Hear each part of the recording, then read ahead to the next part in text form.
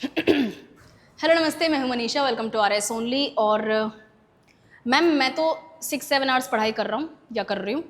और मैंने एक मॉक टेस्ट दिया था, लेकिन मेरा स्कोर वैसा नहीं आया जैसी मैं पढ़ाई कर रहा था। मैम मैं वर्किंग प्रोफेशनल हूँ, मैं मैक्सिमम 4 से 5 घंटे ही मैनेज कर पाता हूँ, वो भी on good days. Saturday Sunday मैं 10-12 घंटे खींच लेता हूँ, लेकिन मेरा सिलेबस मुझे कवर होता हुआ दिखाई नहीं दे रहा। मैम मैं फुल टाइम एस्पिरेंट हूँ, मैंने 10-12 घंटे रोज़ का टारगेट रखा हुआ है, लेकिन मैं उस टारगेट को अचीव ही नहीं कर पा रहा या कर पा रही। मैं मैक्सिमम 6 से 8 घंटे मैनेज कर पाती हूँ, और वो भी कभी कभी तो विद ब्रेक्स। तुम सब की एक प्रॉब्लम है, टाइम टेबल की कमी। ठीक है, और मैं टाइम टेबल का मतलब ये नहीं कह रही कि सुबह 6 बजे उठो, 6:10 तक फ्रेश हो जाओ, 6:25 पे ब्रेकफास्ट के लिए बैठ जाओ।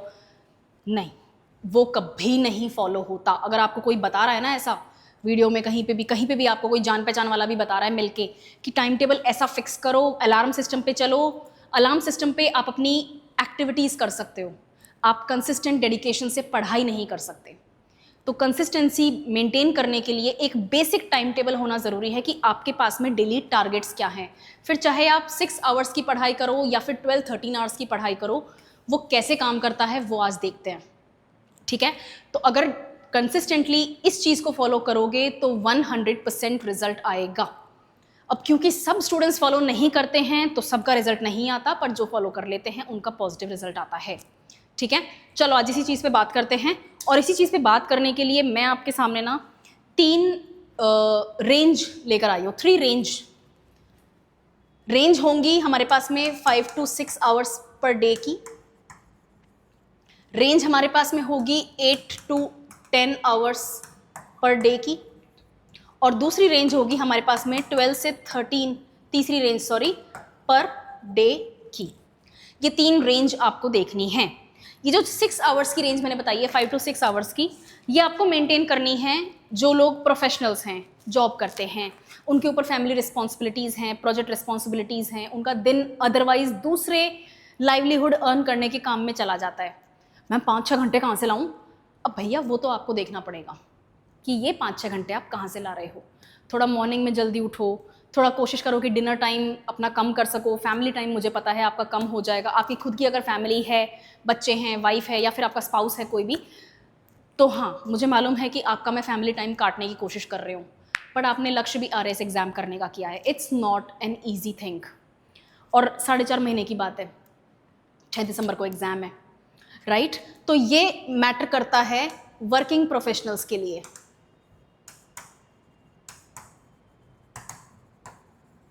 ये मैटर करता है वर्किंग प्रोफेशनल्स के लिए भी, अगर आपका सैटरडे फ्री है तो, वरना आपका संडे तो डेफिनेटली जाएगा ही जाएगा। और उन स्टूडेंट्स के लिए जो टेक्निकली फुल टाइम एस्पिरेंट्स हैं, लेकिन ये एक स्वीट स्पॉट होता है जहां आप इन डेप्थ पढ़ाई कर सकते हो, इन डेप्थ पढ़ाई कर रहे हो, फैक्ट्स मिल रहे हैं, शॉर्ट नोट्स बना रहे हो, रिविजन का टाइम भी निकाल पा रहे हो, और कभी कभी बीच बीच में एक दो मॉक टेस्ट भी सॉल्व कर पा रहे हो। 8 to 9 आवर्स स्वीट स्पॉट होता है, बहुत अच्छा टाइम है। इसीलिए क्योंकि एग्जाम अब सिर्फ 4.5 महीने दूर है। अगर 7-8 महीने पहले की मेरी वीडियो देखो तो मैंने बोला है कि भैया इतना अभी करने की ज़रूरत नहीं है, 5-6 घंटे भी अगर रोज़ के मैनेज कर रहे हो तो फिर आप अच्छा अचीव कर रहे हो, अच्छा लाइन पे चल रहे हो, अच्छी पढ़ाई कर रहे हो। ये उनके लिए है जो फुल टाइम एस्पिरेंट्स हैं और आपने एक मार्क्स का टारगेट ले रखा है। ये बेस्ट होता है अगर आप कंसिस्टेंटली 10 से 12 घंटे भी पढ़ रहे हो। मैंने 13 आवर्स दिया है क्योंकि मेरे 2 स्टूडेंट्स हैं जो इस वक्त 13 आवर्स मैनेज कर रहे हैं, और मैं डेली उनको ट्रैक करती हूँ, डेली उनकी आंसर राइटिंग कॉपीज़ वगैरह चेक करती हूँ। ये मेरे पर्सनल स्टूडेंट्स हैं, उनकी बात नहीं हो रही है। उनका टारगेट ही ऐसा है कि मैम मुझे रैंक चाहिए। मैंने कहा तुझे रैंक चाहिए तो भैया तू ये पढ़, ठीक है। लेकिन अगर आप एक फुल टाइम डेडिकेटेड एस्पिरेंट हो और आपने एक पर्टिकुलर एम ले रखा है कि मैम मेरे को टॉप 100 रैंक्स चाहिए, मैम मुझे इतने मार्क्स चाहिए, मैम मेरे को ये 2-3 सब्जेक्ट्स हैं जिसमें से एक भी क्वेश्चन मेरा गलत नहीं होना चाहिए, मुझे ऐसे प्रिपेयर करना है, then yes, this is the slot that you fall into. आप यहाँ फॉल करते हैं as a full time dedicated aspirant, as a full time dedicated student. ये आपको करना है। इसका मतलब ये नहीं है कि जो वर्किंग प्रोफेशनल्स इस कैटेगरी में फॉल कर रहे हैं आप अपने टारगेट से पीछे रह जाओगे, ऐसा कुछ नहीं है। टारगेट एक चीज़ होती है सेट करने की, लेकिन इसके अलावा 2 चीज़ें और हैं जो मैटर करती हैं। फर्स्ट, आपकी पढ़ाई किस चीज़ को प्रायोरिटाइज कर रही है, आपकी प्रायोरिटी क्या है, सब कुछ कर लेना है या फिर मैक्सिमम उस टॉपिक को ज़्यादा आपको वेटेज देना है, टाइम देना है जो एक्चुअली आरपीएससी एग्जाम में बहुत बार पूछा गया है या फिर जिसमें से बहुत ज़्यादा क्वेश्चंस हमने रेकरिंग देखे हैं। फॉर एग्जाम्पल अगर मैं ज्योग्राफी की बात करती हूँ तो physiography of Rajasthan location extent के ऊपर हर साल एक दो क्वेश्चन आता है। मिनरल्स के ऊपर 2-3 क्वेश्चन आते हैं, एक क्वेश्चन क्रॉप पे आएगा, 2 से 3 क्वेश्चन। एक बार मैंने 2023 के एग्जाम में 4 क्वेश्चन देखे हैं रिवर्स, लेक्स, कैनाल्स यानी कि वाटर के ऊपर। एक क्वेश्चन मानसून के ऊपर है और अगर मानसून के ऊपर नहीं है तो वेस्टर्न डिस्टर्बेंसेस के ऊपर है या फिर ड्राउट के ऊपर है, और अगर उन पे नहीं है तो क्लाइमेट चेंज के ऊपर 2 से 3 क्वेश्चन में से 1-2 क्वेश्चन बढ़ जाएंगे। ज्योग्राफी तो मैंने यही तोड़ के बता दी, ठीक है। सेम चीज आपको दूसरे सब्जेक्ट्स में भी देखने को मिल जाएगी। इकोनॉमी में economic survey is that important for you, economic review state का दैट इंपॉर्टेंट फॉर यू, 2 से 3 क्वेश्चंस आते हैं। स्टेट का बजट, यूनियन बजट, उसके अलावा कोई एक्ट पास हुए हैं पार्लियामेंट से या विधानसभा से, उसके अलावा कोई ऐसा बिल जो कंट्रोवर्सी में था, किसी कारण से बहुत बड़ी न्यूज़ बनी थी उसकी, हो सकता है बिल के फॉर्म में एक्ट के फॉर्म में ना आ पाया हो, लॉ नहीं बना हो, लेकिन उसकी इंपॉर्टेंस हो जाती है, right. I am forgetting something, हाँ कोई कैंपेन्स हैं, है ना, कोई नया कैंपेन लॉन्च हुआ है, नई स्कीम आई है, गवर्नमेंट ने कोई नया ब्रेकअप आपको जो आपका मार्कअप होता है उसको डिक्लेयर कर दिया है, ये सारी चीज़ें 100% एक दो क्वेश्चंस फिक्स हैं और आते हैं एग्जाम में, राइट। ये सेम चीज़ आपको पॉलिटी में भी देखने को मिल जाएगी भैया। Fundamental rights, DPSP, judiciary, fundamental duties, constituent assembly, evolution of Indian constitution, 1773 के रेगुलेटिंग एक्ट से लेकर 1947, जिसमें मोस्ट इंपॉर्टेंट आपके चार्टर एक्ट, काउंसिल एक्ट तो है ही हैं, 1935 का government of India act is very important. ये सारे आपके लिए ज़रूरी हैं। फर्स्ट सुप्रीम कोर्ट कब आया से लेकर आज सुप्रीम कोर्ट में जजेस का नंबर बढ़ाने के लिए पार्लियामेंट में बिल पेश हुआ है, वहाँ तक इम्पॉर्टेंट है। प्रायोरिटी सेट करो अपनी, ठीक है। क्या बोल रही हूँ मैं, आपके टॉपिक्स की प्रायोरिटी सेट होनी चाहिए, कौन से टॉपिक ज़्यादा इंपॉर्टेंट हैं। ये स्पेशली उन कैंडिडेट्स के लिए लागू होती है बात जो वर्किंग प्रोफेशनल्स हैं और टाइम कम रखते हैं पढ़ाई का, ठीक है।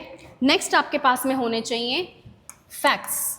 जितने ज़्यादा फैक्ट्स लर्न करोगे, जितने ज़्यादा फैक्चुअल इंफॉर्मेशन गैदर करोगे, रेलेवेंट, इररेलेवेंट नहीं, फालतू बातें नहीं, रेलेवेंट आपके सब्जेक्ट से, सिलेबस से रिलेटेड प्रायोरिटी टॉपिक्स में से, उतना सेफ आपका एग्जाम रहेगा, उतनी सेफ आपकी प्रिपरेशन रहेगी, उतना रोबस्ट आप अटेम्प्ट कर पाओगे अपने एग्जाम को।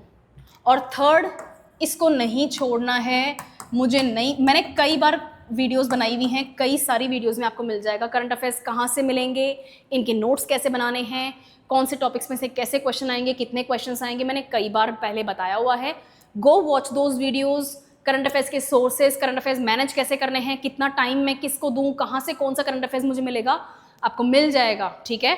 मैं डिस्क्रिप्शन बॉक्स में नाम भी लगवा दूंगी अभी स्टाफ से, don't worry about that, but current affairs ज़रूर करने हैं।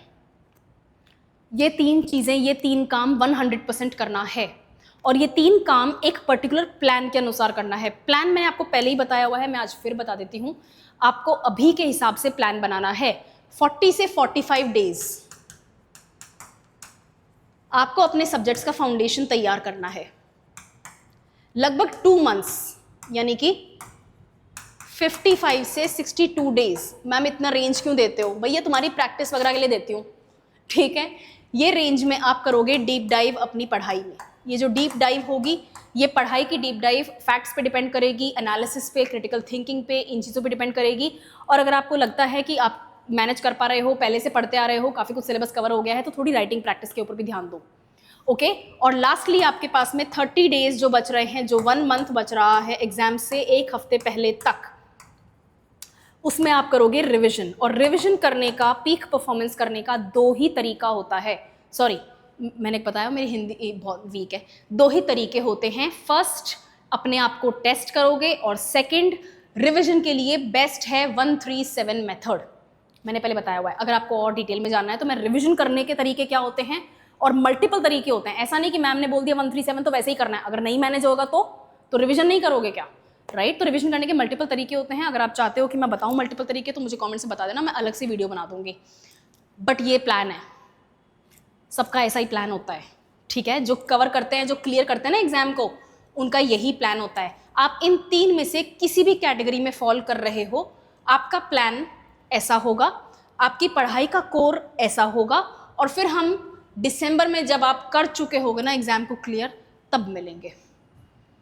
मेरे को हमेशा आरपीएससी के, मैं वीडियोस तो भी रिसेंटली बनाने लग गई हूँ, मैं हमेशा से बहुत सालों से इनफैक्ट पढ़ाती आ रही हूँ, और मेरे पास हमेशा स्टूडेंट्स आते हैं घूम के कि मैम आपने वो एक चीज़ डिफरेंट बताई थी जिसके बेसिस मेरा वो आज क्वेश्चन मैं सही कर पाया हूँ।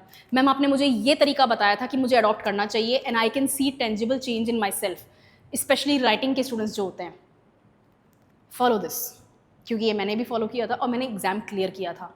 इंटरव्यू की मेरी गारंटी नहीं है, इंटरव्यू के लिए इंटरव्यू प्रोग्राम्स वगैरह आते हैं, आप इंटरव्यू प्रोग्राम्स में एनरोल करो। बहुत सीनियर आईएएस आईपीएस ऑफिसर्स होते हैं, आरएएस ऑफिसर्स होते हैं रिटायर्ड लेवल के, जिन्होंने हमेशा ज़िंदगी में इंटरव्यूज़ लिए हैं इस तरीके के, वो आपको संभालेंगे।